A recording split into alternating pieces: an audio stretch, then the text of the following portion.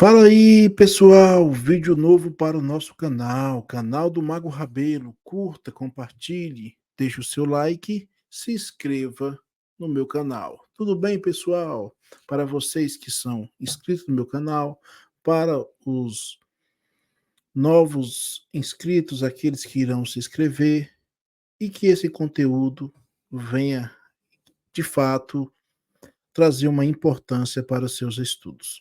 Hoje, pessoal, nós vamos começar uma série de vídeos curtos sobre alguns assuntos da Bíblia Sagrada. Estudos teológicos, filosóficos, historiográficos, arqueológicos, lógico, sempre trazendo bons conteúdos para os seus estudos. Pessoal, há um debate bem interessante na academia sobre a questão das águas do Gênesis. E se realmente os autores, né, bíblicos, se eles beberam de fontes de culturas vizinhas, no caso a Mesopotâmia, o Egito, Grécia e ali no Levante e tanto também no Mediterrâneo. Então, pessoal, a gente vai hoje se basear nesse vídeo em um dos grandes comentadores do livro do Gênesis, chamado de David Tsimura. É um japonês que produziu produziu vastos artigos e livros dentro dessa perspectiva de comentar a Bíblia livro por livro. Eu produzi, eu me baseando nesse livro do David Tsimura sobre o Gênesis, eu criei uma apresentação e vou apresentar aqui no nosso canal, tá bom, pessoal? Quem quiser, pessoal, adquirir essa apresentação, terá um valor simbólico de R$ 10. Por quê? Porque requer tempo, requer estudo, e para que a gente venha aí, através desses documentos, que você também venha fazer sua pesquisa. Então, quem quiser, entendeu? O documento, mandem aí um, um texto que você quer o documento com o seu número de celular, ou eu passarei meu número de celular, para que você venha é, ter contato aí com essa apresentação. Não somente essa apresentação, estarei também mandando um combo de apresentações sobre Deuteronômio 32, verso de número 8 e 9, e também outros documentos aí e apresentações que eu fiz no longo dessa semana. Então, eu vou começar uma série de vídeos curtos e sobre vários temas do que tange a historiografia do Antigo Testamento, tá bom, pessoal? Então, vou fazer aqui a apresentação. Como eu disse, o vídeo será muito curto e eu vou aqui compartilhar a tela do documento que eu acabei de criar, tá? Sobre essa perspectiva, né? As águas em Gênesis 1, antecedentes babilônicos. Esse documento, tô aqui, tá, pessoal? Onde eu estou passando aqui o mouse. Este documento explora a relação entre o conceito de águas primordiais, em Gênesis 1, e os mitos de criação babilônicos. Discute-se a suposta conexão entre o termo hebraico Terron e a deusa babilônica Tiamat, analisando as teorias de empréstimo lexical, origem mitológicas, influências culturais no Antigo Oriente Próximo. Tá aqui o documento, né? Feito por mim. Então vamos aqui para a segunda parte. Mas antes de ir para a segunda parte, deixa eu te situar você do que tange o Terron e Tiamat. Existem mitos na Babilônia que são chamados de mito de combate. Ou seja, você tem ali as divindades, no caso seria Tiamat, que seria águas profundas, né? Ou profundo. E por outro lado, dentro desse mito existiu uma outra divindade chamada de Marduk. Marduk luta contra Tiamat, ele acaba matando Tiamat e dela ele ele parte ela no meio, fica águas de cima e as águas de baixo, seriam os mares, e as águas de cima que seria o céu. No livro do Gênesis também nós temos uma narrativa, né, mitológica em que no princípio, né, no Bereshit bara Elohim, et haaretz hashamai, ou seja, no princípio criou Deus os céus e a terra, né, ou seja, céus ali seria Chamaim, ou seja, águas superiores. Então, só em primeiro ponto ali, a gente já vê que no princípio Deus já criou os o céu, ou seja, as águas superiores. Diferentemente do mito de Marduk, em que as águas eram caóticas, só depois de que Marduk mata Tiamat, que ele divide, né? As águas superiores e as águas inferiores. Isso já mostra que há uma diferença totalmente nas questões cosmogônicas dentro da cosmologia ali do Oriente Próximo.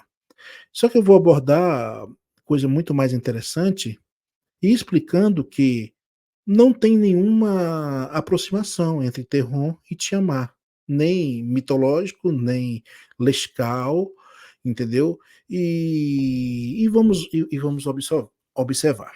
Então vamos lá, né? A teoria de Gankio, né? E seus seguidores. Hermann Gankio, em seu livro Volksfund und Chaos an Zeit und Zeit, né, de 1895, propôs uma conexão direta entre o termo hebraico Terron e Gênesis 1 e 2, e Tiamat, a deus do oceano primitivo no mito babilônico de Enuma Elish. Desde então, muitos estudiosos bíblicos assumiram algum tipo de relação, entre esses conceitos. Ou seja, o que que o autor ele quer, um que eu sugeriu? Como a Bíblia é mito e também você tem os mitos da Babilônia e um desses mitos é o mito de combate entre Marduk e Tiamat. Logo o autor bíblico se inspirou de criar sua narrativa dentro dessa perspectiva, né? Um exemplo de aqui a teoria de Gankia, né, propôs uma conexão direta entre Terron e Tiamat, porque os dois aqui são profundos, né? Há influências nos estudos bíblicos. Muitos estudiosos assumiram alguma relação entre esse conceito, ou seja, que vai existir ecos do mito babilônico, no caso de Tiamat, lutando contra Marduk, e por certo ponto, por certa perspectiva, por certo eco, o autor deixou isso muito claro dentro das suas narrativas. O exemplo de B.W. Anderson sugeriu que Terron em Gênesis 1 ecoa a batalha mítica com Tiamat. B.W. Anderson, por exemplo, afirmou que a palavra hebraico profundo, Terron, em Gênesis 1 e 2 aparece sem artigo definido, como se fosse um eco distante da batalha mítica com Tiamat, a personificação feminina dos poderes do caos. Análise linguística e empréstimos lexicais. Segundo David Tessimura, a teoria do empréstimo lexical direto entre o acadiano Tiamat, né, e o hebraico Terron enfrenta desafios linguísticos significativos. Primeiro, diferenças fonéticas. Se Terron fosse emprestado do acadiano, deveria haver uma semelhança fonética mais próxima com Tiamat. A forma hebraica esperada seria algo como Tiamor, Tiamat, ou Tiomor, ou Teamote, e não Terron. Por quê? Porque há uma aparência, né, linguística muito próxima entre o acadiano e algumas palavras em hebraico. Lembrando que o hebraico ele deriva do fenício, tá bom? Mas existem palavras que derivam, sim, realmente, de fato, do acadiano. Problema da consoante glotal.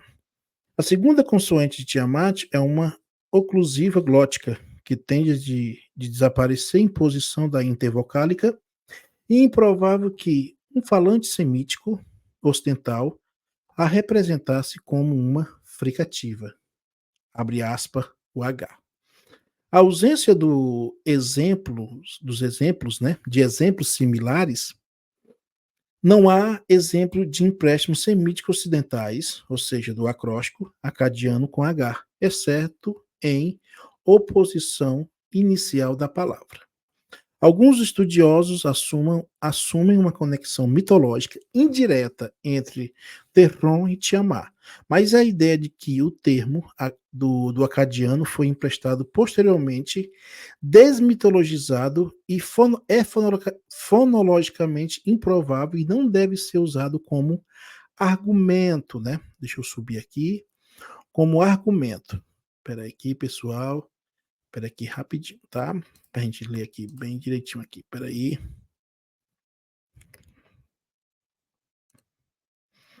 É que isso aqui tá atrapalhando. Espera aí, deixa eu ocultar. Pronto. Então vamos lá. É fonologicamente improvável e não deve ser usada como argumento em uma discussão lexicográfica do hebraico terron. Então, ou seja, na internet, pessoal, há muitas pessoas que querem fazer essa conexão, querem fazer essa aproximação. O que o David Tsimura está explicando que essa aproximação ela não pode ser usada, como eu disse. Não há entre os falantes semíticos essa ligação com, com Terron. Ou seja, seria uma palavra mais próxima de te amar, como eu expliquei aqui no slide, na minha apresentação.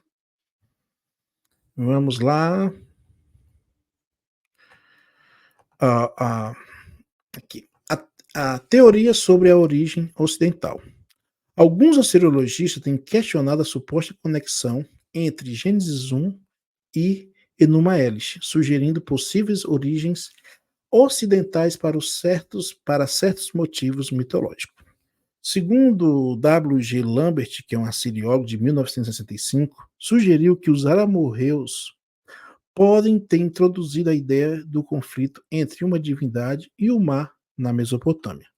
Jacobsen argumentou que a história da batalha entre o deus da tempestade, no caso Marduk, e o mar originou-se na costa do Mediterrâneo e migrou para o leste da Babilônia. Ou seja, não é um mito, segundo Jacobsen, não é um mito dos babilônicos, e sim eles pegaram de origem de uma outra parte ali do Mediterrâneo. A revisão de Lambert, né, ou seja, esse assiriólogo ele fez uma revisão, posteriormente Lambert revisou sua posição, sugerindo que o motivo do conflito no Enuma Elish veio das tradições do norte da Mesopotâmia.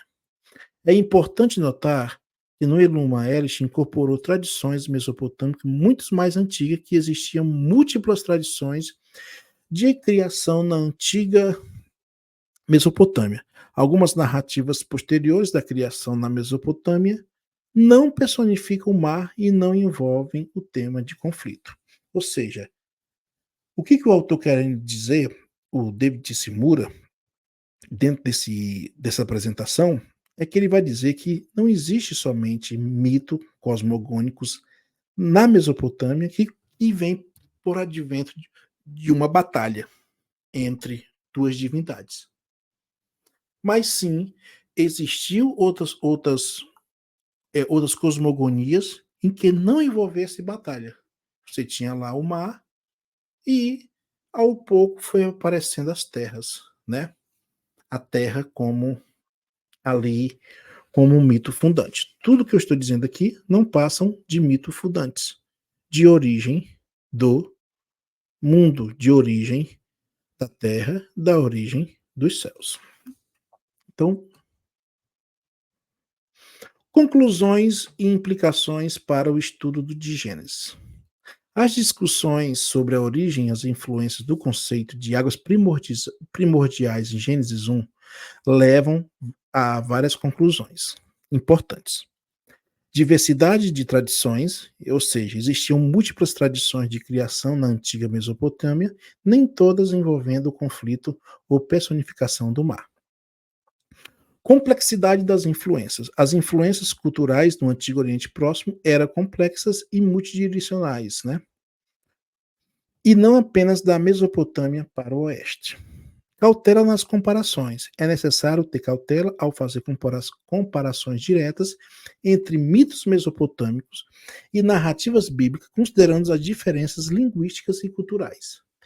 Reavaliação contínua. O avanço no conhecimento do Antigo Oriente Próximo, existe uma reavaliação contínua das teorias sobre a origem e influências dos conceitos em Gênesis. Essas conclusões destacaram a importância de uma abordagem cuidadosa e multidisciplinar no estudo das origens e influências dos conceitos presentes em Gênesis 1, evitando suposições simplistas sobre o empréstimo diretos ou influências unidirecionais. Aqui acaba o artigo e é isso aqui que eu estou explicando para vocês. O que acontece? Existem muitos canais de YouTube e muitos youtubers que de maneira simplícita, né? Simplista e de maneira equivocada tenta demonstrar que o Gênesis, que o mito do Gênesis, ele é uma cópia, é um plágio dos mitos babilônicos. Nós temos o Sabino que sustenta isso, entendeu? Existe um debate entre Sabino e Mateus Rangel. Lógico que o Mateus Rangel não teve contato com esse documento, mas houve um debate entre eles. O próprio Sabino vai dizer que o livro o mito do Gênesis, de criação, seria um plágio, seria uma cópia, seria um plágio mesmo, que o autor ali olhou e começou a copiar para trazer para o seu público, lógico, os israelitas. Mas o David Tsimura refuta essa ideia, tá? Então, se um dia, se você vê alguém falando sobre isso, lê o livro do David Tsimura, que é um comentário que ele tem sobre o Gênesis, e lá você verá que não passa de equívocos, entendeu? Não passam de pessoas que querem lacrar, de pessoas que não têm compromisso com a verdade acadêmica. Ou seja, o que eu estou trazendo aqui são questões acadêmicas. Pessoal, para existir um eco de Tiamat no livro do Gênesis, a narrativa do Gênesis deveria ser diferente. Deveria começar com um mito de combate, Yahvé lutando com uma outra divindade. E não tem. Como eu expliquei no começo do vídeo, no princípio criou Deus os céus e a terra. Terra, Haaretz, céus, Ha-Shamai. Ha é a partícula definida, os. Shao quer dizer cima, superior. Maim quer dizer águas. Ou seja, se no princípio a divindade já está criando os céus e a terra, se a gente vai comparar com um mito de combate entre Marduk e Tiamat, e é somente que dentro desse mito cosmogônico que vai haver a diferenciação, porque tudo era caótico, tudo era água, tudo era profundo, tudo era cheio de água. Então, Tiamat, que é o grande monstro, luta contra Marduk, o deus da tempestade, evoca os poderes do vento, destrói Tiamat, ele pega a carcaça de Tiamat, divide em duas, a parte de cima seria os céus, que é as águas superiores, e a parte de baixo seria as águas. Então, mas só que você vê que no livro do Gênesis, capítulo 1, verso de número 1, o Yahvé já começa fazendo o quê? Criando as águas superiores e as águas inferiores. Então, não há nenhuma relação entre o mito do Gênesis com o mito de combate de Tiamat e Marduk. Tá bom, pessoal? Serão vídeos curtos. Está aqui o documento. Se você quiser ter esse documento, entendeu? E ter acesso Eu fiz a tradução dessa parte, não foi eu que fiz a tradução, mas o Frank Oliveira, meu amigo, ele fez a tradução do livro do Teixeira. Esse artigo aqui, essa apresentação, desculpa, se eu tenho aqui, é por causa do Frank, ele que me ajudou. E se você quiser aí, ó, nos abençoar, entendeu? E venha comprar aqui essa apresentação e grátis você vai receber a tradução lá do livro do Tishimura que o Frank fez. Então tá bom, pessoal? Um vídeo curto. Toda semana vai vir vídeos curtos como esses, com mais apresentações de alguns temas bíblicos que têm causado debates dentro da academia. Como eu disse, eu trago uma análise técnica, eu trago uma análise muito mais analítica desses debates, ou seja, sendo no máximo neutro e demonstrar para vocês a verdade e não lacrar para ganhar views ou deixarem pessoas mais céticas, mas sim para que as pessoas venham tirar suas conclusões, mas de uma maneira técnica, de uma maneira plausível, de uma maneira bem elaborada e de uma maneira bem responsável ao transmitir sobre esses debates. Então, seja bem-vindo ao meu canal, Mago Rabelo, trazendo para vocês aí muito mais assuntos no que tange a história, arqueologia, teologia e filosofia. Então, ficam na paz aí, não se esqueça, deixa o like, curta e compartilhe e vamos embora.